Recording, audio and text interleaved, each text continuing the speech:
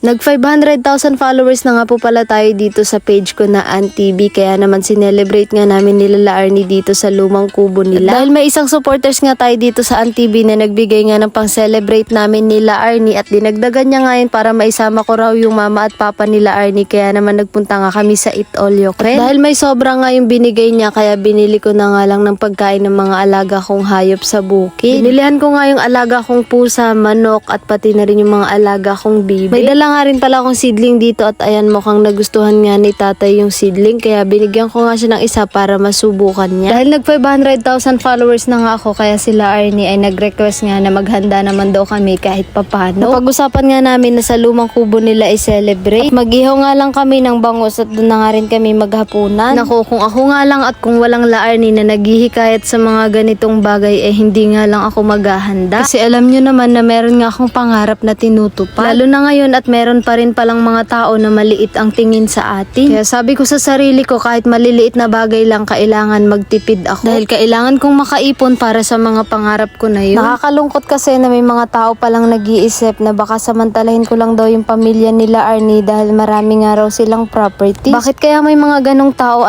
mas inuuna pa nilang mag-isip ng negatibo at manghusga bago nila kilalanin yung tunay na pagkatao ng isang tao? Ang isa pang nakakalungkot ay may mga taong nagsasabi na ginagamit ko lang yung pamilya nila Arnie dito sa vlog ko. Ang hirap kasi sa ibang tao porke laki tayo sa mahirap na buhay at hindi nakapagtapos ng pag-aaral, ganun nakaliit ang tingin sa atin. 4 na taon kaming magkaibigan nila Arnie at wala akong alam kung anong meron sila. Dahil sila Arnie hindi naman yun mapagsabi sa akin na meron silang ganito, na meron silang ganyan. Dahil yung pagiging magkaibigan naman namin ay hindi nakabase sa kung anong meron ang bawat isa. Hindi sa kung paano namin sinandalan at tinulungan yung isa't isa para lang malampasan yung mga pagsubok sa loob ng ilang taon na yun. Alam kong parehas lang kami nila Arnie na nakaranas ng hirap, lalo na kung ang pag-uusapan ay yung kwento ng mama at papa niya. Ang pinagkaiba lang namin, gaano man kahirap yung pinagdaanan ng mama at papa niya, gaano man kahirap yung sitwasyon ng buhay nila noon, sinikap pa rin ng mga magulang niya na maitaguyod sila sa hirap. Bukod doon ang pagkakaiba namin, kung ako 17 kaming magkakapatid, sila La Arnie naman ay 3 lang sila. Kaya kami noon kahit anong pagsusumikap ni papa at ni mama ay hirap din silang itaguyod yung buhay namin sa hirap. At kahit sino naman siguro ay mahirap ang itaguyod yung ganun karaming anak, lalo na kung ang pinagkakakitaan lang nila mama at papa noon ay ang pagtatanim ng kung ano-anong produkto sa bundok. Pero sabi nga, walang mahirap sa magulang na may pangarap para sa anak. Kung gaano man kahirap at kung gusto mong may magtagumpay, kahit isa sa mga anak mo ay gagawa at gagawa ka ng paraan. Para yung isa na yun na sinikap mong magtagumpay ay siya namang tutulong para magtagumpay yung iba niyang kapatid. Pero sabi nga rin nila, hindi lahat ng tao, hindi lahat ng magulang ay magkakapareho. Merong responsable at meron ding irresponsable. Hindi rin lahat ng anak ay magtatagumpay kung magulang lang ang inaasahan. Kaya kung isa kang anak na meron kang magulang na irresponsable, ang susi doon para magtagumpay ka, kailangan magsariling sikap ka. Pero alam nyo, hindi rin lahat ng magulang na responsable kailangan iasa na rin natin sa kanila lahat. Lalo na kung malaki ka naman na at kaya mo na rin tumayo mag-isa, lalo kung wala ka namang kapansanan. At mas lalo na kung pamilyado ka na rin, hindi mo na dapat lahat inaasa sa mga magulang mo. Lalo na kung alam mo namang galing talaga yun sa pinaghirapan ng mga magulang mo bago nakuha. At kapag alam mong magigipit sila kapag hiningi mo yung tulong na yun, paano na lang kung nagkaroon ng emergency talaga sa pamilya natin, wala nang maiibigay yung mga magulang natin sa atin dahil naubos na sa kakahingi natin. Sa video pala na to ay makikita nyo nga si Tita Lily at si Tito Amboy na nag-iihaw ng isda at napaka-supportive nga sa amin. At alam nyo ba na sobrang saya din nila dahil nag 500,000 followers na ako. Bago nga pala kami kumain, nag-umpisa na rin kami magkadkad ng bakod dito sa gagawin naming garden. Sa ilang araw na nakasama ko sila Arnie kasama ang mama at papa niya sa bahay at sa bukid nila, doon ko palang nalaman kung anong meron sila. Pero kailanman hindi ko binalak at hindi ako nagkaroon ng intensyon sa kung anong meron man sila. Dahil sa lahat ng kwentong naibahagi sa akin ng mama at papa niya kung paano nila naabot ng sariling sikap yung mga bagay na meron sila ngayon, di walang sumagi sa isip ko na inggit kundi nabigyan nila ako ng inspirasyon. At ang pinakatumatak sa isip ko yung hirap at pagod nila bago nila naabot lahat ng yun. Kaya kahit kailan, hindi ako magkakaroon ng intensyon sa mga bagay na meron sila. Dahil katulad ng mama at papa niya, lahat ng meron ako ngayon ay sariling sikap ko din. Kaya alam na alam ko yung hirap at sakripisyo ng nagsasariling sikap bago maabot yung mga bagay na yun. At ang isa pa, kahit kailan hindi ko rin inugali na umasa sa pinagpaguran ng iba. Dahil bata pa lang naman ako, pinangarap at sinabi ko na sa sarili ko na lahat ng meron ako, gusto kong galing lahat yon sa pinagpaguran ko. Kaya sa lahat ng nag-iisip na may intensyon ako sa mga ari-arian nila, ay nako, bahala kayo dyan pumangit sa kakaisip. Di ko naman kayo masisi dahil hindi nyo nga hawak ang isip ko, pero ako ang mas nakakakilala sa sarili ko. Pagkatapos namin magkadkad ng bakod, eto at kakain na kami. Ito nga pala yung mga inihanda namin. O diba, napakasimple lang pero siguradong mabubusog at mapapasaya na kami. Kahit kailan hindi rin mababayaran ng kahit anong halaga yung ganitong pagkakataon. Sobrang sarap lang din talaga sa pakiramdam na kahit sa ganito kasimpleng salo-salo lang ay mararamdaman ko ulit na may isa pa akong tunay na pamilya ang turingan. Magpangalan po sa lahat,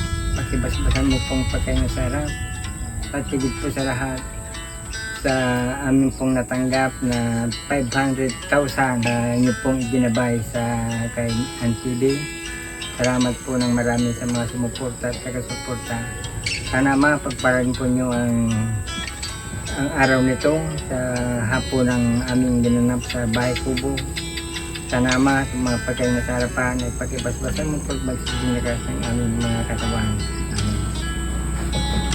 Lord, maraming salamat po talaga sa lahat ng blessing. Salamat po sa pamilya na to na hindi ako tinuring na iba. Salamat din po sa pamilya ko na naniniwala sa akin at syempre salamat sa 500,000 followers na sumusuporta sa akin dito sa ANTV. Parang kailan lang hindi ko alam kung paano ko uumpisahan itong pagbablog dahil wala naman akong lakas ng loob noon. At hindi ko rin inakala na aabot ako sa 500,000 followers. Pero sabi ko nga kahit imposible sa isip natin, subukan at magpatuloy pa rin tayo dahil hindi natin malalaman kung hindi natin susubukan. Ito ang 500,000 followers na narating ko dito sa pagbablog. Isa nga itong patunay na hanggat nagpapatuloy ay may naghihintay na tagumpay. Kinabukasan dahil may isang supporters ako dito sa ANTV na nagpadala para daw i-celebrate ko yung 500,000 followers kasama yung mama at papa nila Arnie, kaya nagpunta kami sa labas. Dapat sana sa inasal nga kami kakain pero dito na nga pinadiretso na tito kasi bawal nga sa kanya yung manok. Bukod sa bawal sa kanya, siguro nga naisip din nila para makatipid kami. Nakakatuwa nga dito dahil sa halagang 250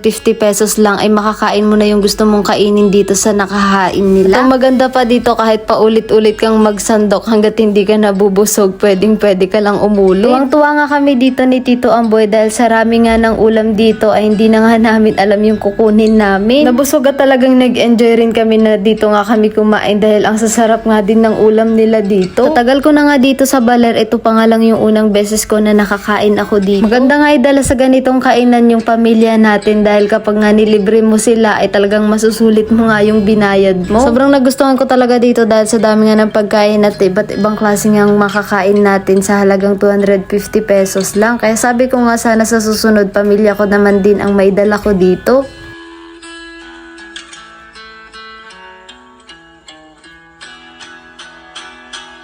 Kagandahan nga rin dito, meron na nga rin silang nakahain na dessert. Kasama na nga rin yan sa binayaran natin. Kaya kahit ilang beses ka nga rin dyan kumuha ay okay lang. Maraming salamat nga po pala sa supporter ko na nagpaabot pang celebrate namin. Alam mo na po kung sino ka at sigurado po ako na babalik yun sa inyo ng sobra-sobra. At syempre, salamat din po sa lahat ng patuloy na sumusuporta at naniniwala sa akin. Salamat po sa palaging panonood ng vlog ko at higit sa lahat sa palaging nagsishare at nagko-comment sa mga video ko. Sa mga gusto nga rin po palang kumain dito, puntahan nyo lang po dito sa Baler ang Jerishan Place Eat All You Can. Malapit lang po ito sa Mercury Drive. Sa lahat nga po pala ng magsishare ng video ko na to, isend nyo nga po dito sa comment yung screenshot na may share kayo at pipili nga po ako ng sasendan ko ng GCash. Maraming salamat po sa panonood.